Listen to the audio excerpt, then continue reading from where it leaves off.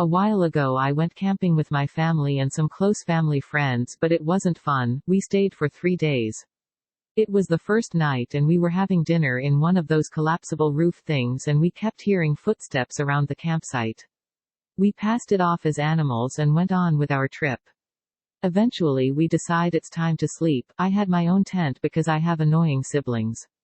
I fall asleep without a problem but wake up at around 3:50 a.m. to something rubbing up against my tent walls. I thought it was my blanket so I stayed still for a bit but it continued.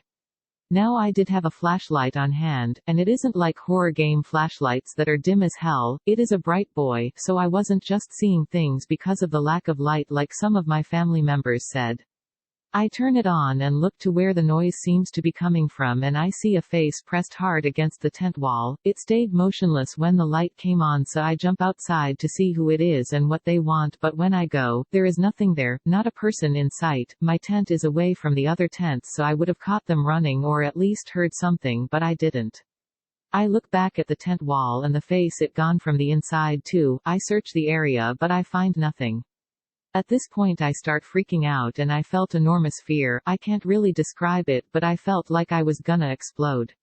I got back in my tent but couldn't sleep. I kept my flashlight on for the rest of the night but felt a negative presence around. In the morning when everyone is awake having breakfast I ask if anyone came to my tent to which everyone replied no. I have no clue what it was or who it could be but I feel a negative presence every time I'm alone.